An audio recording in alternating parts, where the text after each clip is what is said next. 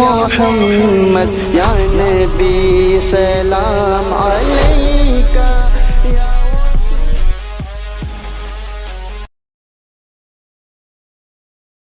غفر اللہ بکا، تیرے ساتھ اللہ نے کیا سلوک کیا؟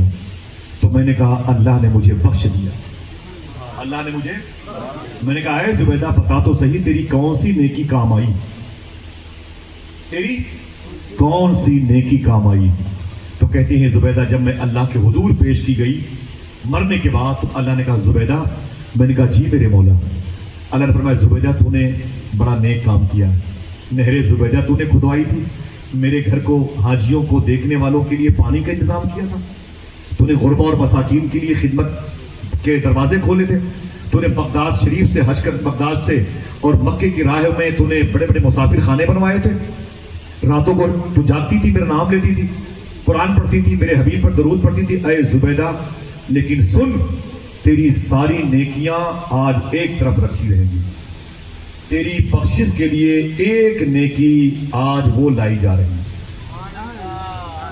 اسی نیکی کی بنیاد پر تو بخشی جائے گی، تیری ساری نیکیاں وہ پیچھے رکھی ہوئی۔ زبیدہ کہتی ہے میرے مولا میری وہ کون سی نیکی ہے جو مجھے آج مغفرت کی سرٹیفکیٹ دے رہی ہے؟ سننا غور سے۔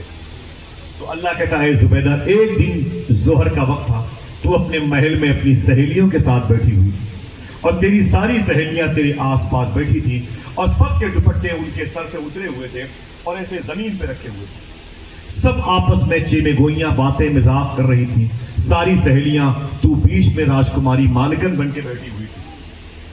اللہ فرماتا ہے زبیدہ قریب کی مسجد سے اذان ظہر کی آواز ہے، اللہ اکبر اللہ اکبر۔ اللہ فرماتا ہے زبیدہ تو نے معلوم ہے کیا کیا، تجھے یاد ہے؟ بولے مجھے میرے مولا یاد نہیں ہے۔ اللہ کہتا ہے زبیدہ تو نے اپنے دوپٹے کو یوں اٹھایا اور اٹھا کر کے اپنے سر پہ رکھ لیا اور اپنی سہیلیوں سے کہا ہے چپ، اذان کی آواز آ رہی ہے، اس کا احترام کرو۔ دیکھنا کون کون سبحان اللہ کہتا ہے۔ زبیدہ یہی سر پہ دوپٹہ رکھنے والی نیکی آج تجھے جنت میں لے کے جائے گی۔ جب پرس میں دوپٹے ہوں تو پھر جنت میں جانے کے دروازے ہی بند۔ ہم اپنی بچیوں کو وہ علم دے ہی نہیں پا رہے ہیں جو جس علم کے بیس پر نسلیں ماں باپ کی مغفرت کا سامان بنتی ہیں، جس علم کے بیس پر، جس عشق رسول کے بیس پر بچے اپنے ماں باپ کی قبروں پر فاتحہ پڑھتے ہیں تو اللہ بڑی طویل قبرستان کے مردوں کی مغفرت فرماتے ہیں۔ سمجھ رہے ہیں؟ بتائیں گے اپنی بہن بیٹیوں کو یہ باتیں انشاءاللہ۔ ہاں بھائی وہ آ نہیں سکتی جلسوں میں، آپ بتا تو سکتے ہیں نا اپنے گھر پہ جا کر۔ ہاں یہ باتیں حضور بھی اپنے گھروں میں بتایا کرتے تھے، جو باتیں حضور اپنے غلاموں کے سامنے بتاتے، اپنی بچیوں کے سامنے، شہزادیوں کے سامنے بتاتے تھے۔ اپنے غلاموں کی سیرتیں حضور نے اپنے غلاموں کو بتائی، غلاموں نے غلاموں کو بتائی ہے۔ آقا کریم صلی اللہ علیہ وسلم کی یہ چوتھی بیٹی ہے جن کا تو مجھے بتا دیجیے گا، باتیں ختم ہو جائیں گی۔ اس کا نام ہے فاطمہ۔ دعا کرو دعائے فاطمی کی برکت، کردار فاطمی کی برکت، حیا اور عصمت فاطمی کی برکتیں اللہ ہماری بہن بیٹیوں کو عطا فرمائے۔ ابھی اس ٹاپک پر بات کی جائے گی تو بہت تکلیف آپ کو ہوگی، لیکن ایک جملہ بتایا دیتا ہوں میں۔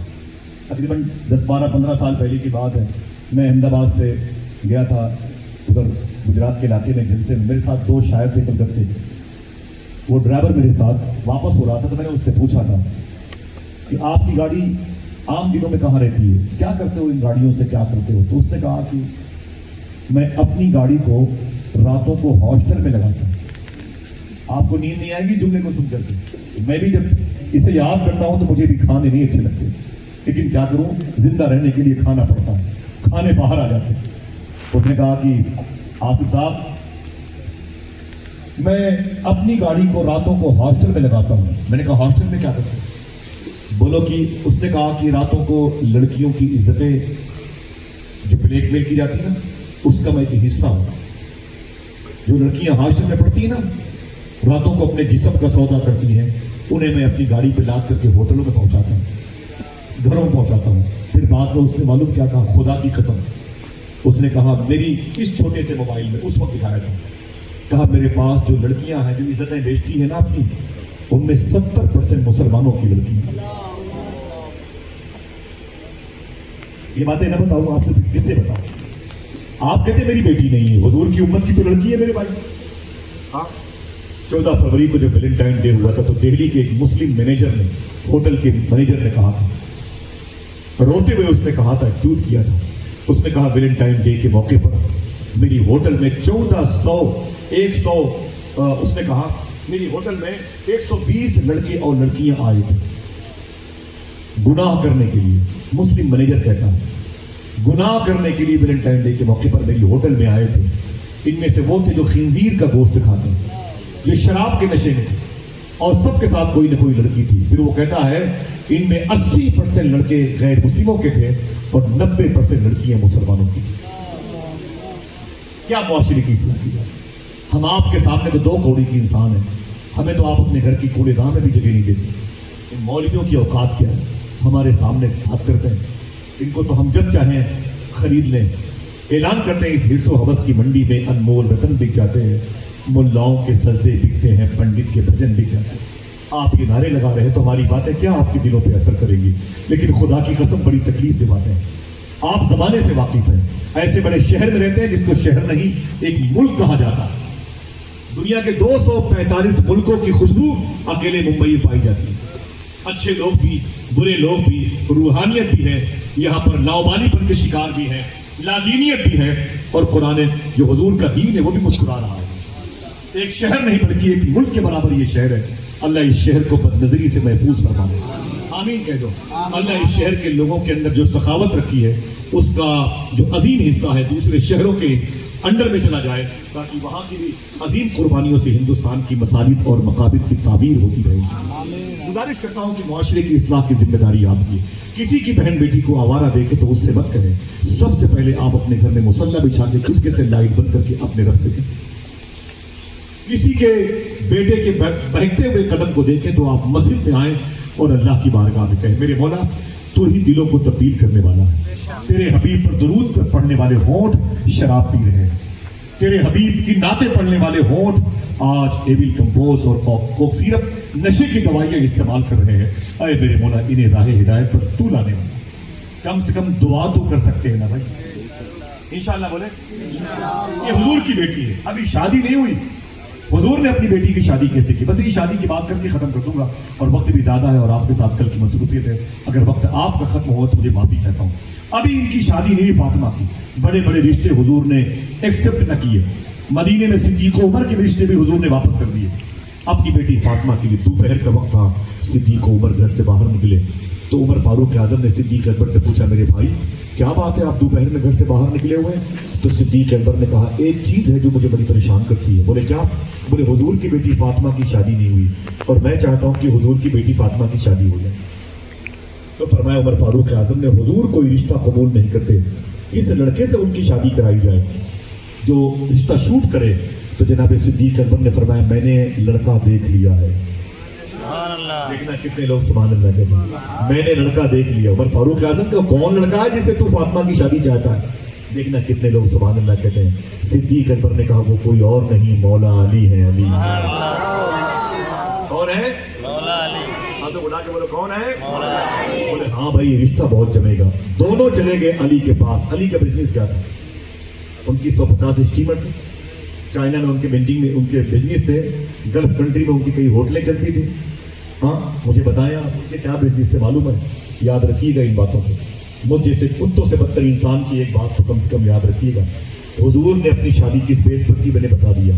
अब हुजूर की सबसे लाडली बेटी की शादी का मामला है, उसे किस बेस पर हुजूर ने किस शख्स को दामाद बनाया था, किस बेस पर फातिमा को अली के साथ किया था, क्या कारोबार था अली का? प्लाटिंग करते थे, करोड़पति आदमी थे? ना ना ना ना। इसे लिख लेना किसी कागज पे, तस्वीर लेना उस जुमले की और कभी कभी इसका स्टेटस लगाना। मौला अली मदीने शरीफ में घास काट के बोरे को सर पे रख के मदीने की मंडी में बेचा था। जिसके दर से सुल्तानियां बढ़ती है विलायत की, उस अली की बात करता हूं। वो अली घास काट के, इस नामी घास को काट कर बोरे में उसे सर पर रख के मदीने की मंडी में बेचा करते थे। सिद्दीक उमर अली के पास गए, बोले अली, फरमाया क्या बात है, बड़े तंत्रांग से दोनों भाई आए हो? तो सिद्दीक अकबर ने कहा, अय अली तेरे लिए रिश्ता लेके आए हैं। सुभान अल्लाह कहते। बोले मुझसे कौन शादी करेगा? میں غریب انسان ہوں, میری ماں فاطمہ بنت اسد ہے, یہ گھاس کاٹ کے بیچتا ہوں, 2 روٹیاں ملتی ہیں, ایک میں ایک میری ماں کھاتی ہے, کون مجھ سے شادی کرے گا, کون مجھ سے شادی کرے گا؟ تو جناب عمر فاروق اعظم نے کہا تیرے لیے ایک رشتہ ڈھونڈا گیا اور یہ رشتہ بہت بچے گا. جناب مولا علی کھڑے ہو گئے, بولے کچھ غریب انسان سے کون شادی کرے گا؟ اے عمر فاروق اعظم. عمر فاروق اعظم نے کہا صدیق نے ایک رشتہ دیکھا ہے, تو انکار نہیں کر سکتا, فرمایا وہ کون سی لڑکی ہے جس سے میرا رشتہ ہو سکتا ہے؟ تو جناب صدیق اکبر نے کہا وہ کوئی اور نہیں, حضور کی بیٹی فاطمہ ہے. فاطمہ ہاتھوں اٹھا کے بولو اللہ اٹھے ہوئے ہاتھوں کی آبرو بچائے, بچیوں کے فیوچر کو جنتیوں کے فیوچر میں تبدیل فرمائے. دنیا کے مسلمانوں کے انسانوں کے گھروں کی جو لڑکیوں کی آبادیاتی کا حصہ ہے, اللہ اسے فاطمہ زہرا کے کردار میں تبدیل فرمائے. آمین کہتے ہیں. اتنا سنا تو مولا کائنات کہتے ہیں کہ حضور کی بیٹی, فرمایا وہ نا رشتہ نہیں ہو سکتا. کہا کیوں؟ کہا میں حضور کا نوکر ہوں, ایک نوکر داماد کیسے بنے گا؟ میں حضور کا غلام ہوں, ایک غلام داماد کیسے بنے گا؟ تو کسی نے کہا حضور تجھے اخی کہتے ہیں, بھائی کہتے ہیں. کہا حضور مجھے بھائی کہتے ہیں, میں تو حضور کو بھائی نہیں, میری زبان اس لائق نہیں کہ میں حضور کو اپنا بھائی کہوں. حضور میرے آقا ہے, میرے مولا ہے, میں کیسے اس رشتے کو ایکسپٹ کروں؟ بولے نا تجھے اس رشتے کی بات حضور سے کرنی ہے اور آج کرنی ہے. اتنا زیادہ پریشر ڈالا صدیق عمر نے. جناب علی نے فرمایا ٹھیک ہے, میں گھاس کو مدینے کی منڈی میں بیچ کر کے آتا ہوں, گھاس بیچ کے آؤں گا اور پھر حضور کے پاس جاؤں گا, رشتہ لے کے حضور کے پاس. علی اپنا رشتہ لے کے حضور کے پاس, بولو بھائی علی, مولا علی راستے میں ہیں, حضور کے پاس جا رہے ہیں, کیا کرنے؟ بولو بھائی بولو. اپنی شادیوں کی باتیں کسی دوسرے سے سنتے ہو تو خوشی ہوتی ہے, یہ اس کی شادی کی باتیں ہیں جن کی وجہ سے ہمارے گھروں کی شادیاں ہو جاتی ہیں. آج مولا علی اپنی شادی کے رشتے کو لے کے حضور کی بارگاہ میں جا رہے ہیں.